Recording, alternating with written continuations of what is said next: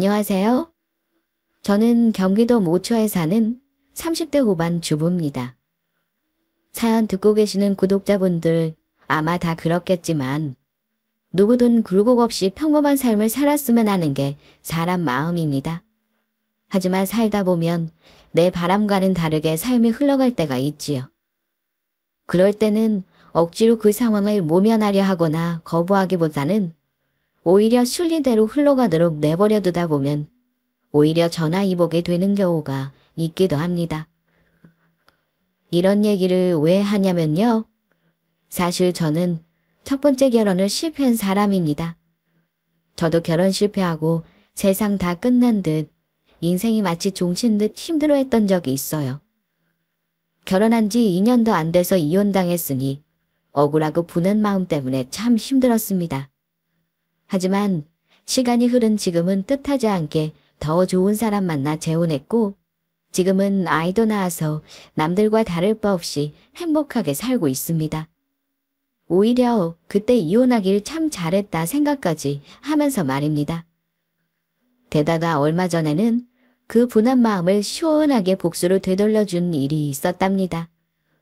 이혼하면 다시는 얼굴 볼 일 없을 줄 알았는데 전 남편과 얼마 전 우연찮게 얽히는 일이 있었습니다. 그것도 제가 남편이 의린 관계로요. 그놈이 저한테 얼마 전 죽는 소리로 사정을 했던 일이 있었습니다. 미정아, 내가 이런 부탁하는 거 네 입장에서 어이없는 거 알지만 그래도 우리 한때 같이 살았던 부부잖아. 그 정도 호의는 베풀어둘 수 있는 거 아니야. 미안한데 나는 당신한테 그런 호의 베풀어둘 생각 없어. 이미 끝난 얘기 하지 말고 알아서 해결해. 이거 나 안 도와주면 나 회사 정말 잘려. 제발 부탁 좀 하자. 너한테는 어려운 일 아니잖아. 저에게 이혼하자고 당당하게 요구하던 전 남편의 예전 모습을 생각하면 상황이 완전히 뒤바뀐 셈이었습니다. 하지만 제가 전 남편의 사정을 들어줘야 할 이유는 더 이상 없죠. 당연히 저는 전 남편의 부탁을 거절했습니다. 나쁜 짓 하면 언젠가는 자기가 돌려받는다는 거 정말 세상 이치더라고요. 제가 직접 겪고 나니 앞으로 참 잘 살아야겠다 하는 마음이 들었습니다. 어떤 사정으로 전 남편이 제게 죽는 소리를 하게 되었는지 궁금하시다면 제 사연 이제부터 잘 들어주시기 바랍니다. 제가 첫 번째 결혼 실패한 이유는 전적으로 남편의 유책 사유이지만 생각해보면 첫 단추부터 잘못 끼워졌던 것 같아요. 앞날에 대해 너무 안일했고 미성숙했던 저의 대처도 잘못이었고요. 저는 28살에 첫 결혼을 했어요. 남편과 저는 4년 연애했고 정확히 1년 8개월 만에 이혼했습니다. 오래 사귀고 결혼했다고 해서 그 사람에 대해 다 안다고 할 수 없는 거더라고요. 다른 건 몰라도 바람 피울 사람은 아니라고 생각했는데 그렇게 오래 만나면서도 어떤 사람인지 몰랐으니까요. 남편은 저보다 3살 많았지만 모아둔 돈도 많이 없었고 저 역시 직장을 4년 다닌 것에 비해 친정 부모님을 도와드리느라 모은 돈이 많지 않았습니다. 그때 둘이 합쳐 겨우겨우 전세 마련에 정말 가난하게 결혼했습니다. 그러다 보니 결혼 초반부터 금전적인 문제는 우리 부부에게 늘 고민거리였고 다툼의 원인이 되기도 했어요. 결혼해서 둘이 열심히 벌면 금방 돈이 모일 줄 알았는데 그게 생각보다 쉽지 않았습니다. 전세자금 대출 갚고 양가 부모님 용돈 드리고 이래저래 생활비 나가면 늘 보잘것없는 돈이 남았고 이래서 언제 내 집 마련할 수는 있을까 싶었습니다. 결혼은 현실이라더니 그런 마음은 남편도 마찬가지였는지 자기 주변 결혼한 친구들과 우리 부부를 비교하는 말을 자주 하면서 저를 기분 나쁘게 한 적이 많았습니다. 언젠가 한 번은 대놓고 신세한탄을 하길래 부부싸움으로 번진 적도 있었습니다. 우리는 죽어라 야근까지 하면서 겨우겨우 저축하는데 내 친구 놈은 한 방에 인생 역전을 하더라. 그 자식은 직장도 별 볼 일 없던 놈인데 부자 마누라 얻더니 외제차 타고 다니면서 가게에 수급만 하고 다닌다 그러네. 아, 열받아. 인생이 이런 건가? 나도 돈만 원만으로 얻었으면 인생 편하게 풀렸을 것 같은데 개고생해도 맨날 제자리구만. 당신은 무슨 말을 그렇게 사람 기분 나쁘게 해. 그 사람 인생은 그 사람 인생이고 우리는 우리대로 열심히 살면 되는 거 아니야? 그렇게 따지면 나도 마찬가지야. 나도 돈 많은 남자 만나 결혼했으면 인생 역전이지. 남하고 비교하는 말은 가급적 하지 말자. 비교가 아니라 사실을 말하는 거야. 나는 우리 집 기려고 너랑 결혼했지만 결혼하면서 받은 거 하나 없이 더 힘들기만 해. 우리가 안 맞아서 그렇다는 생각 안 해봤냐? 그럼 뭐하러 결혼하자 했어? 나는 급하게 할 생각 없었는데 당신이 결혼하자고 한 거잖아. 없이 시작해도 금방 모을 수 있다고 한 건 당신 아니었어. 같이 열심히 노력할 생각은 안 하고 이렇게 힘 빠지는 말을 해야겠어. 당신한테 정말 실망이다. 대놓고 결혼하는 걸 후회하는 말을 하기도 하고 돈 많은 여자 운운하며 저를 비참하게 만들어서 남편에게 그때 실망을 많이 했습니다. 남편 말대로 저 결혼할 때 친정이 넉넉지 못했기에 도움 거의 못 받고 결혼했어요. 그건 전 남편 쪽도 마찬가지긴 했습니다.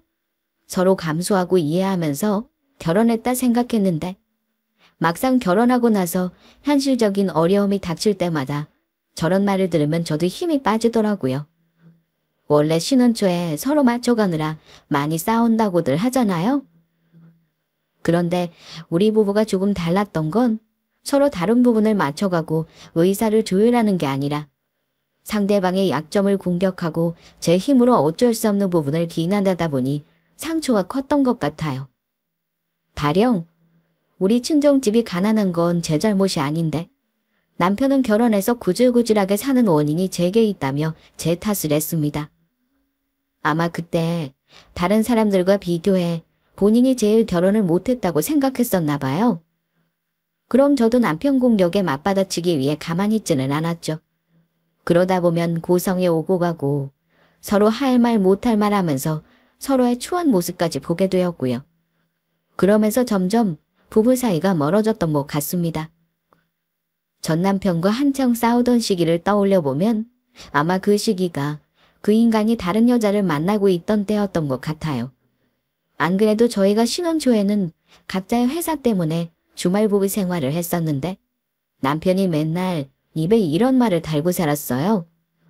회사가 너무 바빠서 주말 이틀 다 출근해야 할 것 같아. 집에 올라가면 오며 가면 시간 다 가는데 이번 주 말고 다음 주에 갈게. 사실 회사가 바쁜 게 아니라 그냥 와이프인 나와 주말을 보내는데 싫었던 거였죠.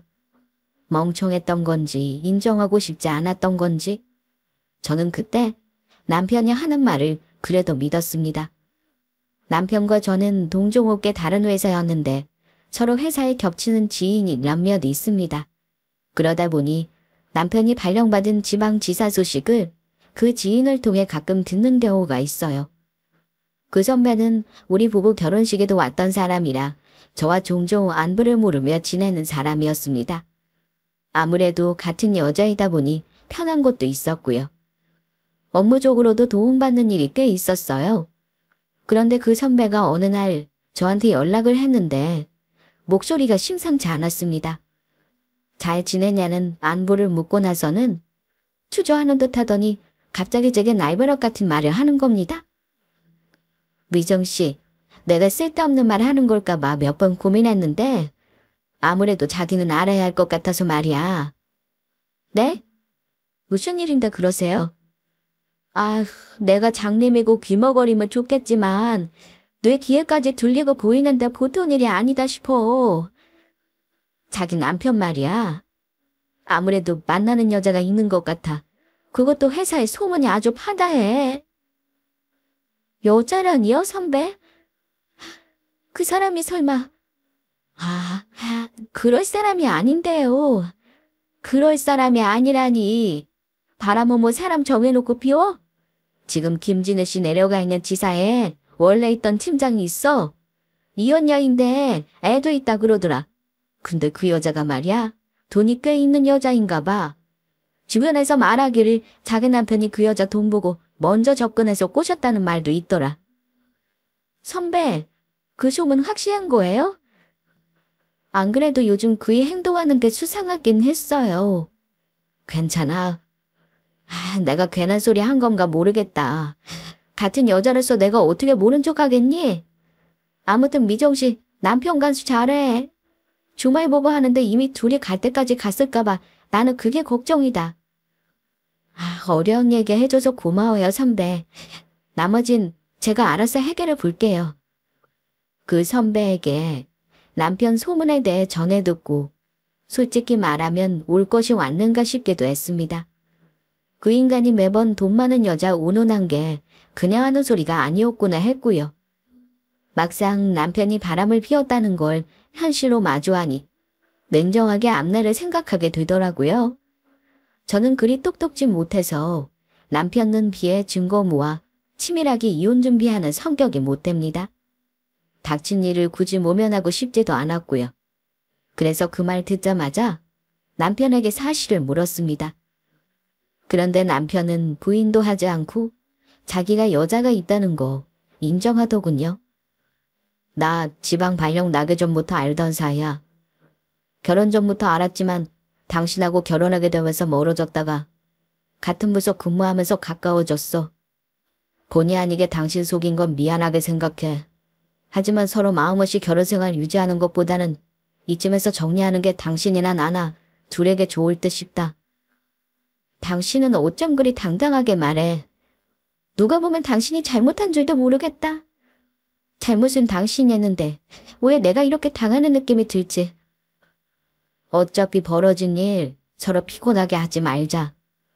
전부 알았으니까 당신 나랑 같이 살 생각은 없을 거잖아. 조용히 갈라서자 우리.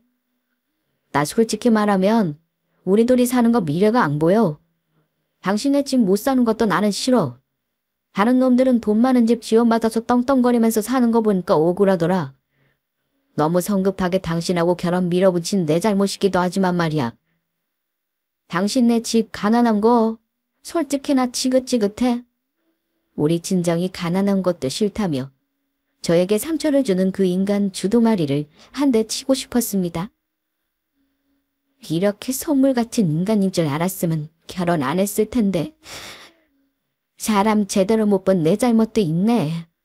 그래, 어디 돈 많은 여자 만나서 팔자 잘 고쳐봐. 잘 사나 내가 지켜볼라니까.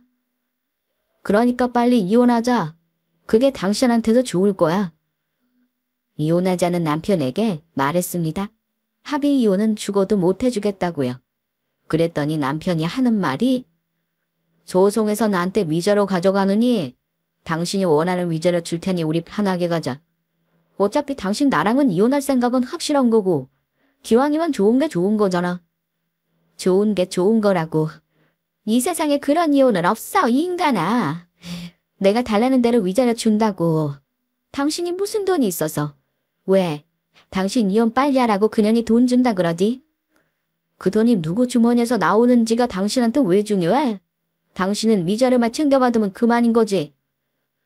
위자료를 많이 받든 적게 받든 절대 당신 맘 편하게 이혼은 못 해줘. 나는 내가 할 수 있는 건 다 할 거니까 어디 당신 마음대로 한번 해봐.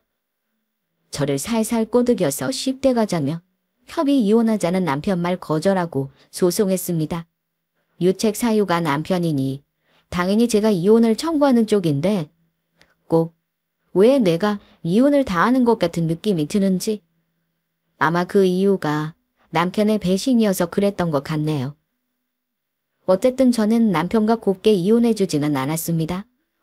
이미 그 인간은 짐까지 싸서 집을 나가 상간녀와 같이 동거하고 있는 것 같았고 저는 그대로 살던 집 나와 친정으로 갔습니다. 재산 분할해서 5천만 원에 위자료 3천만 원 받고 이혼했습니다. 이혼 소송과 별개로 상간녀 소송을 했는데요. 저는 솔직히 이혼 소송보다 상간녀 소송하면서 더 열받더라고요. 그 둘이 하는 짓거리 때문에 열통 터져서요. 처음에는 불륜 증거가 불충분하다며 간통 사실을 부인하기도 했고요. 심지어 저와 결혼하기 전 결혼까지 했던 사이라는 이유로 불륜이 아니라는 개소리를 시전하기도 했습니다. 결과는 물론 제가 승소했지만 이혼 소송보다 긴 시간이 걸리는 동안 정신적인 소모가 많았습니다. 그래도 돈 많은 여자라 그런 건지 판결난 미자료 1,500만 원은 일시불로 받았습니다.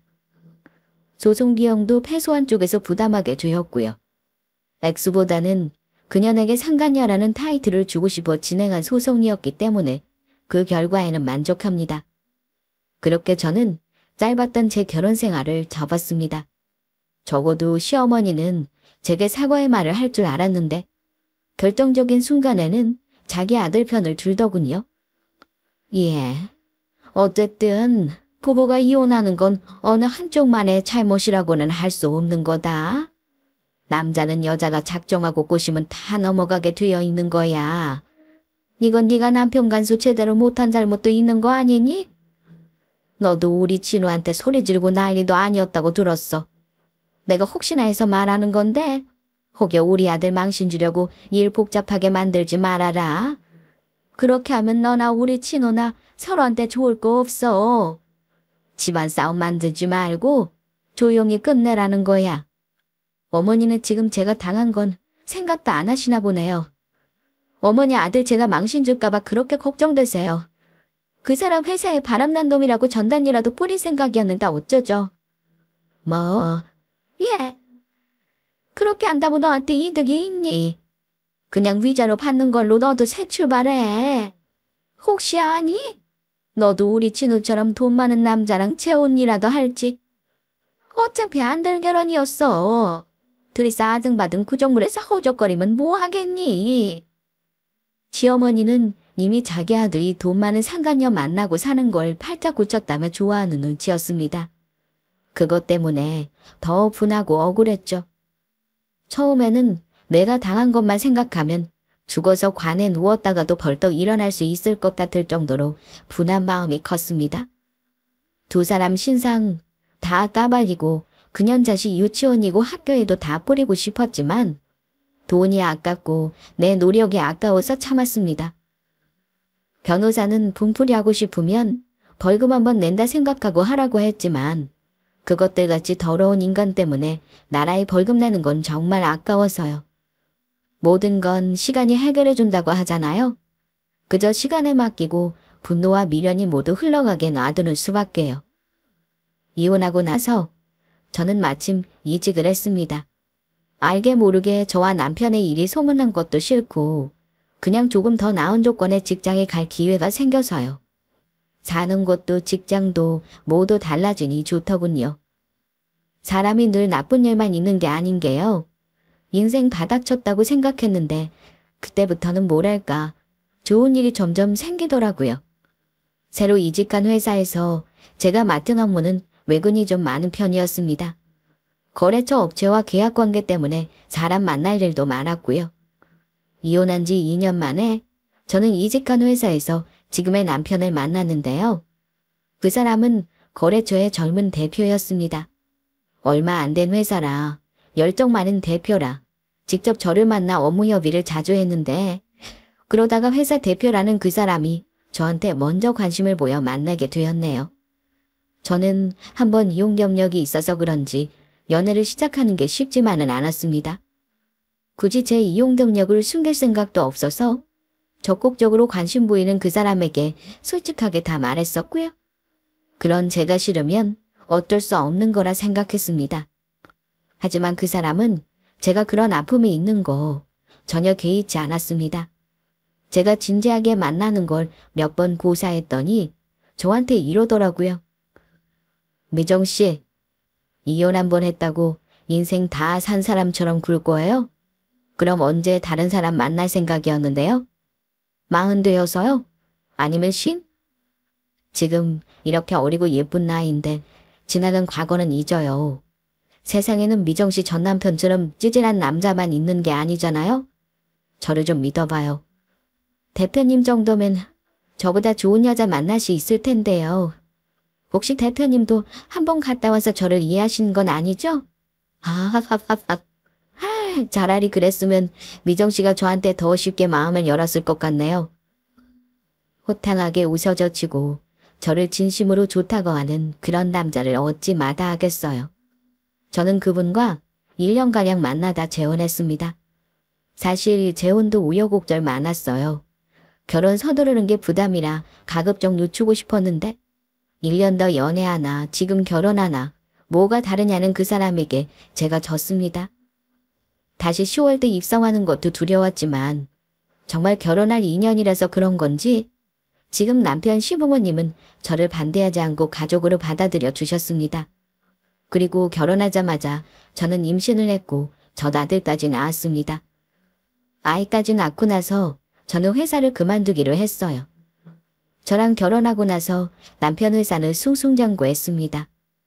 남편이 바빠지니 저는 육아에 전념해야 했습니다. 남편은 저랑 결혼하고 나서 일이 어때 더 잘 풀리는 것 같다면서 저를 복덩어리라고 불렀습니다. 우리 마누라가 복덩어리지. 내가 살면서 제일 잘한데 당신이랑 결혼한 거야. 이렇게 아들까지 떡하니 낳아주고 사업도 잘 되고 다 당신 덕분이야. 그렇게 말해주니까 너무 고마워 여보. 나를 당신 덕분에 이렇게 편안하게 사는 것 같아서 늘 고맙게 생각해. 남편이 말을 예쁘게 하니까 저도 예쁜 말만 하게 되더군요. 신기한 게요. 전 남편 놈에게는 매번 너 때문에 이렇게 산다. 너 때문에 이 모양 이 꼴이다 하는 말만 듣다가 지금 남편에게 당신 덕분에 모든 게 잘 풀린다는 말을 듣고 사니까 딱 깨닫게 되더라고요. 내가 못나고 모자라서 이혼한 게 아니구나. 못난 인간은 전 남편 놈이다. 하고 말입니다.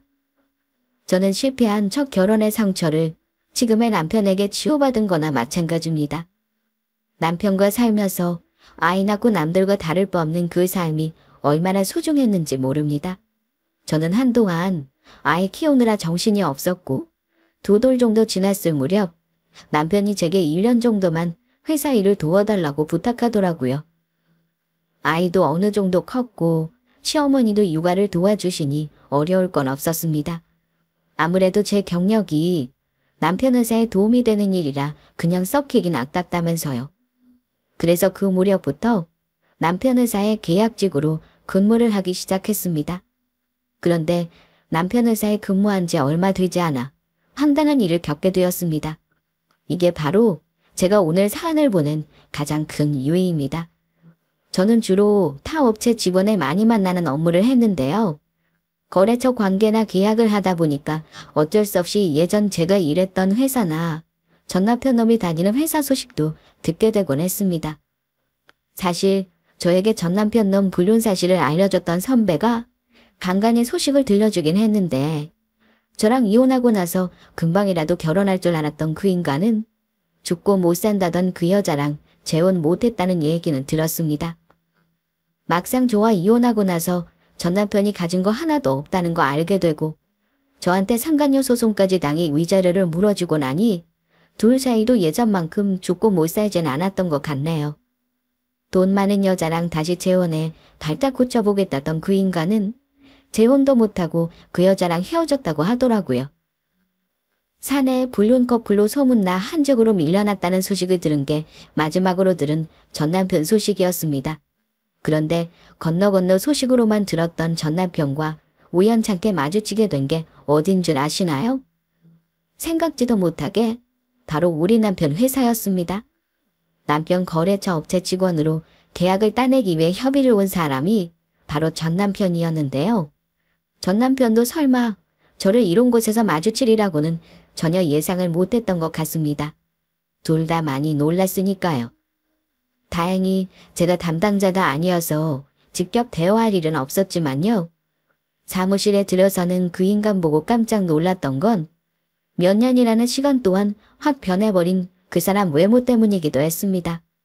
원래 키나 덩치가 있기도 했는데 뭐랄까 관리도 안 하고 확 불어버린 모습과 현저하게 줄어버린 머릿속 보고 나서 처음에는 긴가민가 닮은 사람인가 착각할 정도였습니다. 그러다가 그 사람이 저보고 놀라는 거 보고 나서 확실히 알아봤지만 서로 아는 척은 안 했습니다. 회사 직원들이 보는 앞이라 서로 모른 척 했던 것 같아요. 그리고 그 사람은 다른 팀 직원과 업무 얘기를 한참 하는 것 같았고요. 저 인간이 우리 남편 회사와 직접적으로 거래를 했다는 걸 저도 그때 알았습니다. 제가 귓동냥으로 들어보니 우리 회사 직원에게 남편이 부탁하고 사정하는 듯한 어조이길래 뭔가 저 인간 일이 안 풀리고 있나 보다 예상을 했습니다. 한참 시간이 흐르고 그 인간이 사무실을 나가더라고요. 저를 안 보는 척하면서도 어느 부서 어느 팀인지 확인하는 듯 했습니다.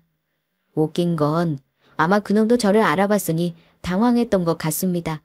슬쩍 봤더니 얼굴이 벌개져서는 황급히 제 쪽은 쳐다보지도 않고 나가더군요. 궁금한 마음에 슬쩍 업무 직원에게 물어봤더니 저한테 뜻밖의 얘기를 해주더라고요.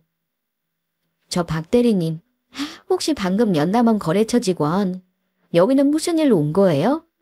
분위기 좀 심각해 보이던데. 방금은 남자 직원이요? 우리 거래처 직원인데요.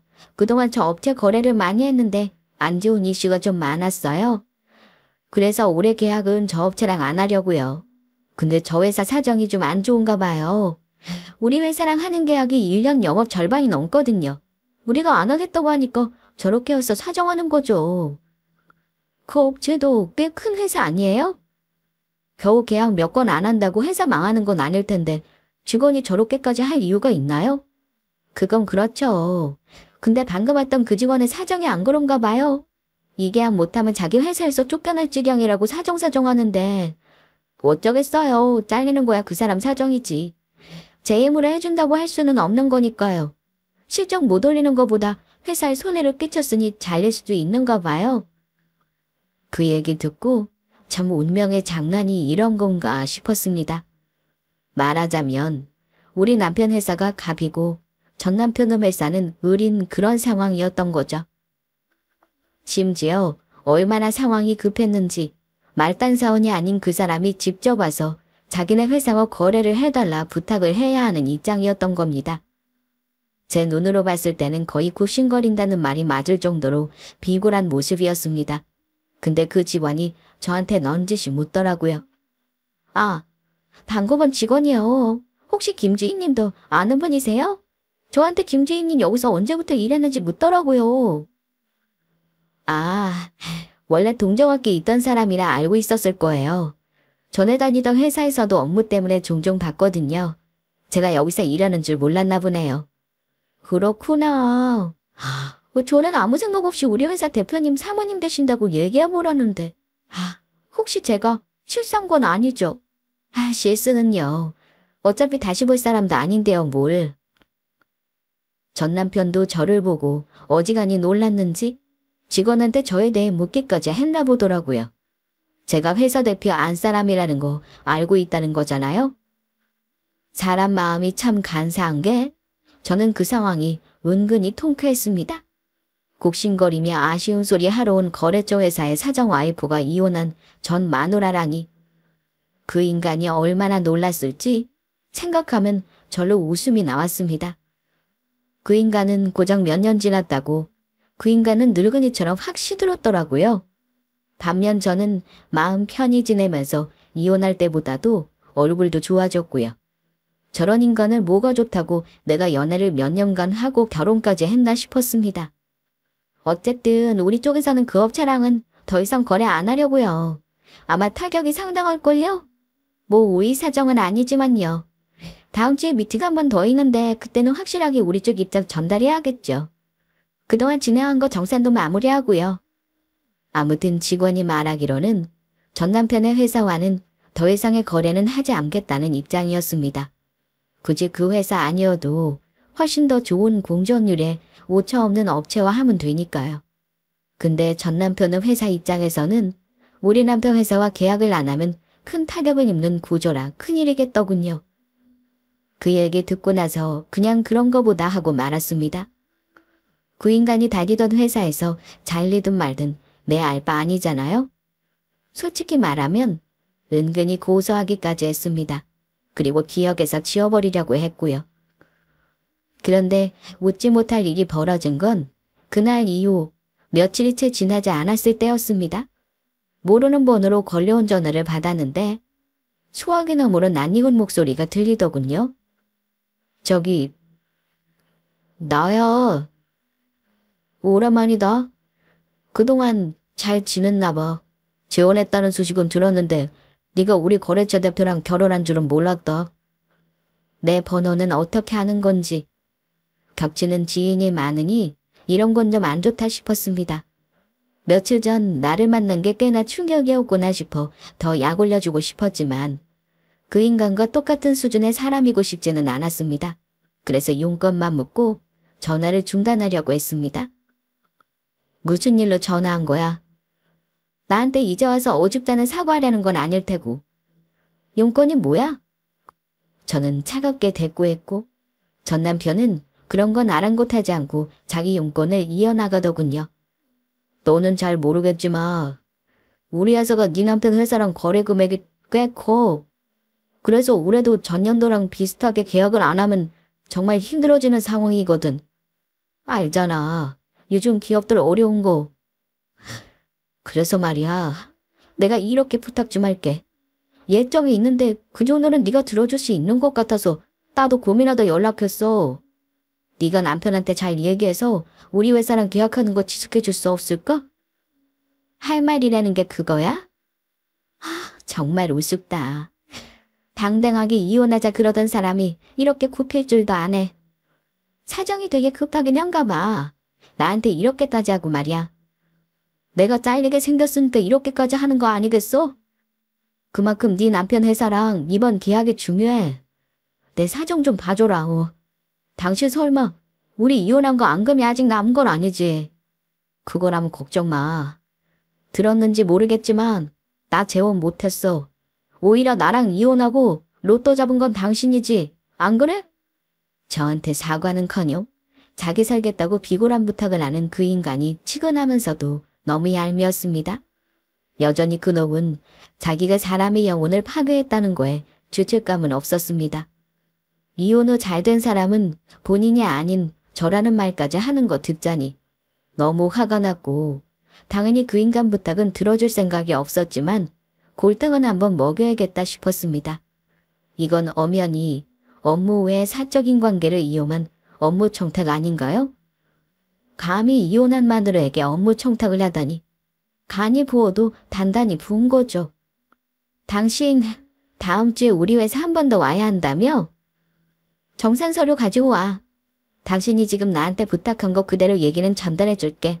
대신 나머지는 당신이 알아서 해야 할 거야.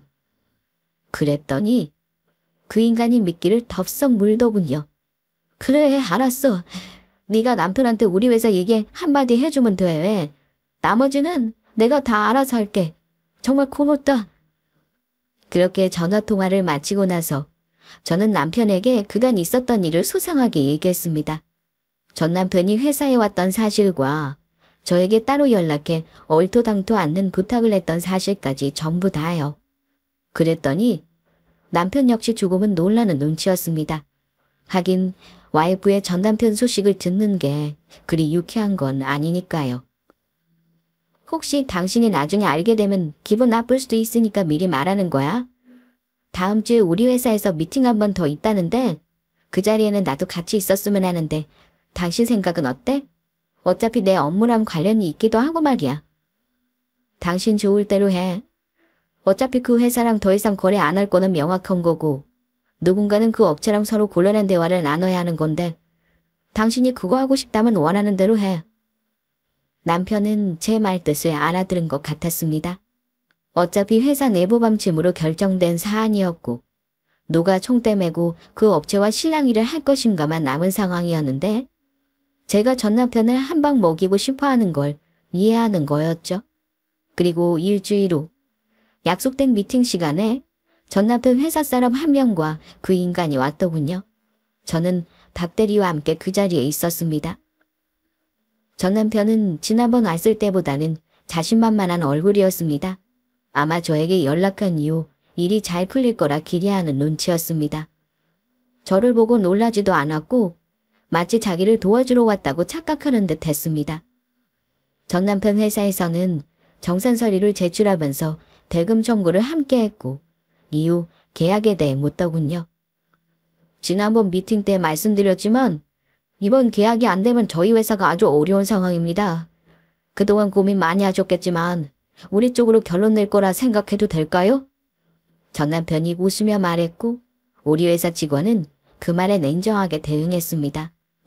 죄송합니다만 저희도 이번 일 끝으로 더 이상은 계약이 어렵습니다. 이미 회의에서 결정된 사항이라 번복이 어렵다는 점 이해해 주세요. 그러자 전 남편의 얼굴이 급격히 어두워지며 저에게 묻더군요. 미정 씨, 내가 부탁한 건 어찌된 건지 분명 잘 얘기해 보겠다고 하지 않았나요? 나는 그렇게 믿고 우리 회사에도 긍정적으로 얘기했는데 이제 왜 이러면 곤란한데요? 당혹스러운 표정으로 저에게 묻길래 대답했습니다. 저는 부탁 들어주겠다는 적 없는데요. 우리가 전에 아는 사이라고 해서 그런 식으로 업무 청탁한 거 들어줄 수는 없는 거 아닌가요? 회사 대표에게는 당연히 얘기했고요. 대표님이 엄청 노발대발했어요. 일 못하는 회사랑 계속 업무하다가 우리도 타격 입는 거 원치 않는다고 하셨고요. 올해부터는 그쪽과 계약하지 않겠습니다. 확실히 답변이 되었나요? 그랬더니 전 남편과 같이 온 회사 직원 둘 다 얼굴이 벌개지더라고요. 전 남편은 그 자리에서 차마 저에게 반말을 할 수도 없고 화를 낼 수도 없는 상황이었고요. 아니 김미정 씨, 사람이 어떻게 그래요? 나랑 전화통화할 때는 다 들어줄 것처럼 잘 얘기해보겠다고 하더니 이렇게 사람 뒤통수를 칠 수 있습니까? 지금 이 건 하나에 사람 몇 명이 왔다 갔다 하는 줄 알고 하는 말이에요. 그러지 말고 대표님한테 다시 한번 우리 쪽 입장 잘 말씀 좀 해주시죠. 이거 엄연히 업무 청탁인 거 아시죠? 그리고 그쪽이 나랑 좋은 인연도 아닌데 내가 그런 말 같지도 않은 부탁을 왜 들어주나요? 업무를 계속하고 싶으면 일이라도 잘하던가요. 그런 것도 아닌데 대체 무슨 배짱인지 모르겠네요. 어쨌든 우리 회사 입장은 번복 없습니다. 그렇게 알고 돌아가세요. 그랬더니 옆에 있던 우리 회사 박 대리는 한술 더 떠서 이러더군요. 지금 업무 청탁이라고 하셨어요? 진짜 캠페인이 마시면 큰일 나겠네. 우리 말고 다른 업체랑도 거래 끊기고 싶으세요? 그런 거 아니면 그만 돌아가시죠. 정sen서리론 검토하고 연락드리겠습니다.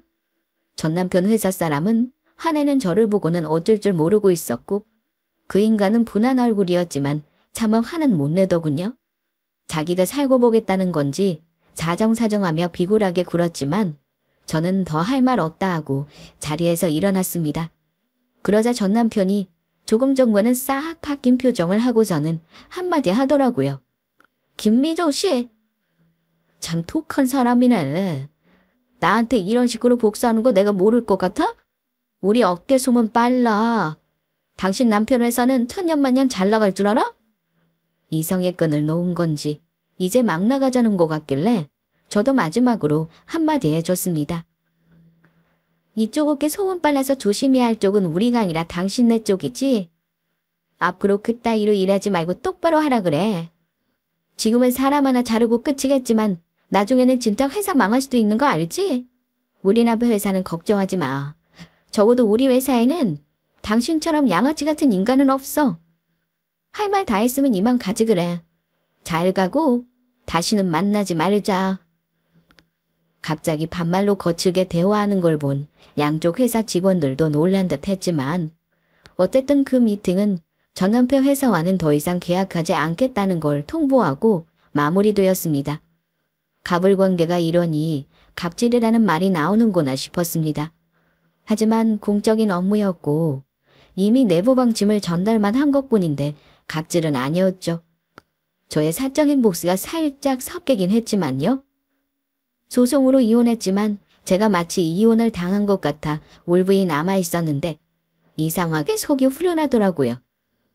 그 인간은 그 후로도 제게 몇 번 더 전화해 질척거리며 남편에게 잘 얘기해달라 부탁을 했지만 저는 사연 초반에 말한 것처럼 단호하게 거절했습니다.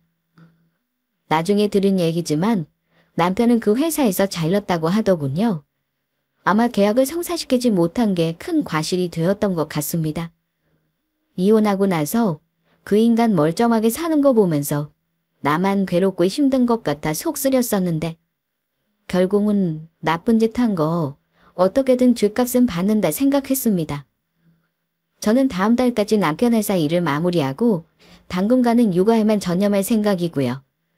이번 일로 느낀 건 인과응보라는 말이 맞다는 겁니다. 저랑 비슷하게 이혼하신 분들, 혹여 복수하고픈 마음에 무리하게 복수 시도하다가 되려 역으로 당하는 분도 있던데 그러지 말라고 말씀드리고 싶어요. 시간이 문제일 뿐 언젠가는 자기가 하는 대로 돌려받는 게 세상 이치라는 거 꼭 아셨으면 합니다. 복수심만으로 자기 자신을 힘들게 하지 말고 본인 행복을 위해 노력하는 게 중요할 것 같아요. 제 사연은 여기까지입니다. 즐거운 얘기는 안 되었지만 구독자분들이 즐겁게 들으셨길 바라며 여기서 마치겠습니다. 긴 시간 들어주셔서 감사합니다.